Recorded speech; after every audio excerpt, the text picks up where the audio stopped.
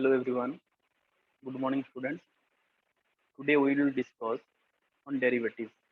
What is derivative? Basic concept, geometrical representation of the derivative. We will discuss today. Let's start with the geometrical representation.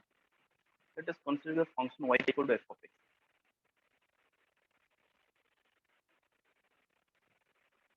Suppose the graph of this function is like this.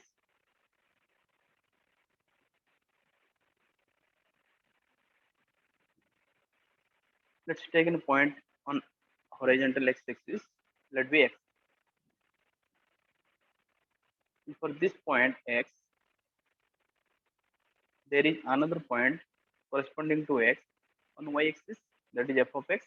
The coordinate of this point will be x and f of x. Let this point be P. Let's take some displacement on horizontal axis, that is called h displacement. A small change in x, then this point will be our x plus h. Similarly, corresponding to this point f of x, there will be another point on corresponding to this point x plus h. Here it will be x plus h, f of x plus h. The coordinate of this point supposed to be q will be x plus h and f of x plus h, right? Joining this 2 point P and Q, we'll find a segment. The slope of this PQ will be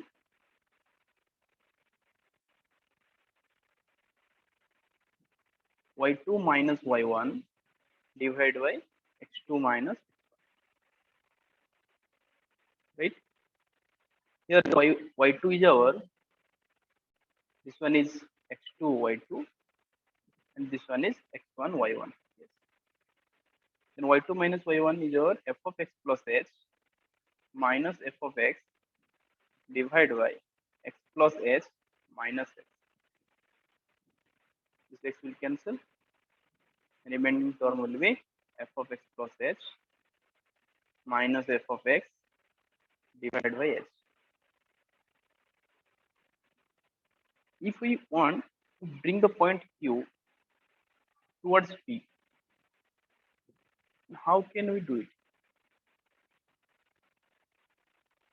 Very interesting one. If we want to bring the point Q towards P, then how can we do it? We can do it by making this h very small. That means making this h closer to 0.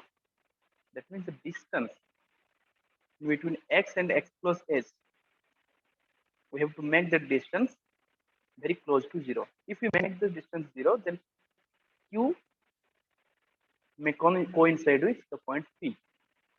Okay. So we can do this by taking the limit. That means if we take limit h tending to 0, then this will be f of x plus h minus f of x divided by h. And what is this expression? Let's analyze. This f of x plus h and f of x is on y-axis. That means change in y. You can see it. Change in y is called change in y, and this is change in x. Right? So change in x is independent because we can take h as much as our requirement. Okay. Similarly, if we change the value of h, we can find corresponding value of y. So y is dependent. Change in y is dependent,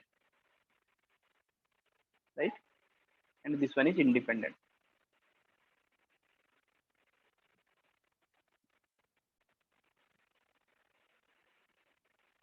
Look at this. If we bring the point here, suppose here is point Q.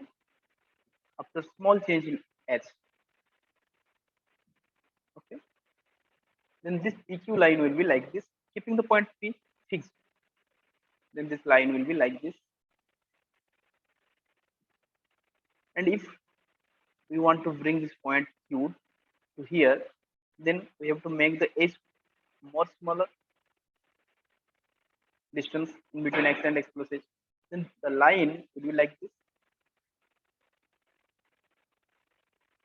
At last, when Q comes closer to P, then the line will be like this, which touches only the point P.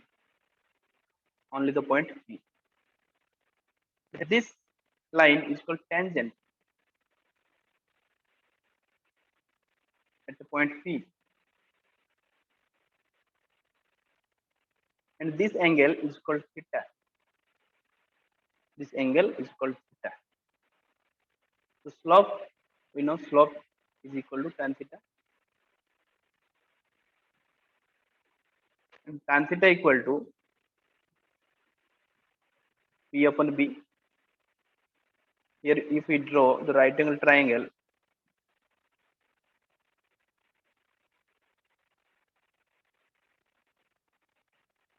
then this will be our P and this will be our B. So this one is your P, and this one is your B. P by B. So change in Y divided by change in X. The rate of change of Y with respect to X is nothing but the derivative of Y. This is called dy by dx. The rate of change in y corresponding to the rate of change in x is called the derivative dy by dx, where x is independent variable and y is dependent variable. Okay, let's do some examples.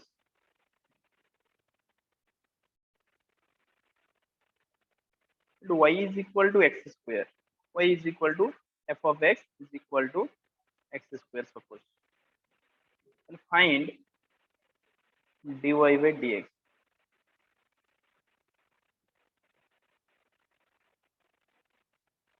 Solution will be like this. Here y is equal to f of x is equal to x square. Then f of x plus h will be x plus h whole square. Then put this formula, dy by dx will be dy by dx is equal to limit h tending to 0 f of x plus h minus f of x divided by h. So put the corresponding value of f of x plus h and f of x in their place. Limit h tending to 0, f of x plus h will be x plus h square plus x square, sorry, minus x square divided by how much? X. We can evaluate the limit of this function. Limit h tending to 0. Put the formula a plus b whole square formula here. Then this will be x square plus h square plus 2x, right? Minus x square divided by h. So this will cancel. The remaining term will be limit h tending to 0 h square plus 2xh divided by h is equal to limit h tending to 0, taking h common in numerator, the remaining term will be x plus 2x divided by h. And limit h tending to 0 h plus 2x. By direct substitution, we can find the limit is equal to 2x by putting h equal to 0. So given function fx equal to x square, we found that f dash of x, or this one is y, is equal to f of x. We can say dy by dx can be written in f dash of x is equal to 2x. So every formula we have given the derivative, we can find actual derivative by this formula, but not necessary every time to find this derivative by using this lengthy method. So it is important to remember the formula. Let's do another problem. Example, let fx equal to sin x. Okay, to find f dash of x. To find f dash of x, here f of x is given, then f of x plus h will be our sin x plus h, right? Sin x plus h. Put the x, put x plus h in the place of x is equal to, now f dash of x or dy by dx can be written as limit s tending to 0 f of x plus h minus f of x divided by h.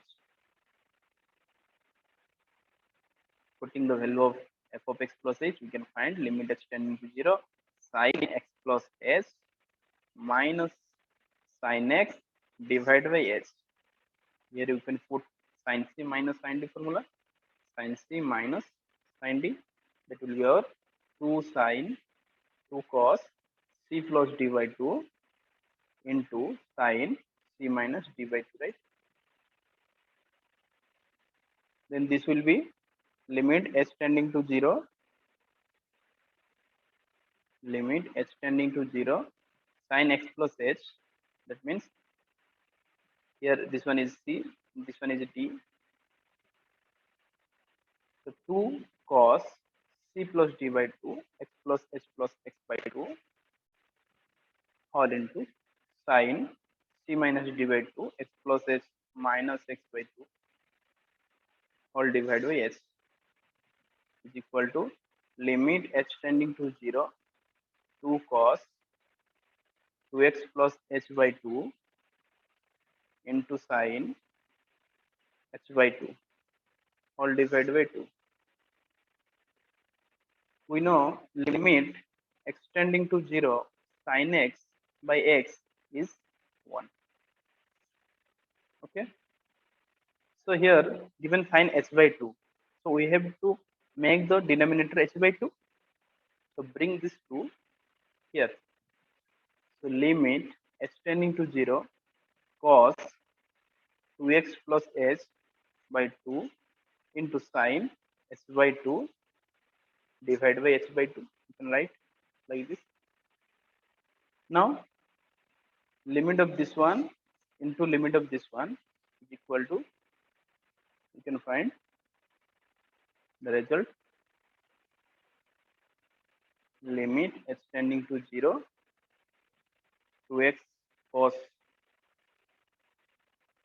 2x plus h by 2 into limit h tending to 0 sin h by 2 divided by h by 2. Here you can write down as h tending to 0, then h by 2 tending to also 0. So we can write here h by 2 tending to 0, no problem. So you have to fill with the standard formula, limit x tending to 0 sin x by x. Here is x, here is x, also here is x. So here h by 2, h by 2. So we can make h by 2 tending to 0 as h tending to 0. So h by 2 also tending to 0, no problem.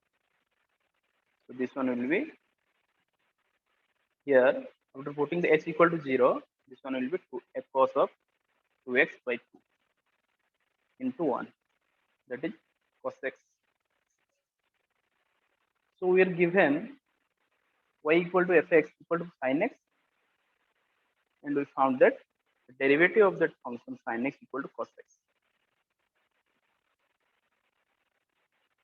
right? Fx is equal to y is equal to fx is given sin x, y dash, or you can write dy by dx, or you can write f dash of x is equal to cos x. These are the basic concept of the derivative. So we can find also derivative of e to the power x and all other remaining trigonometric function like cos x, tan x, cot x, sec x, cosec x, every function, algebraic function, trigonometric function, exponential function, logarithmic function by these formulas. dy by dx is equal to limit f of x plus h minus f of x divided by h. But it is not necessary to do this such lengthy method in the exam hall.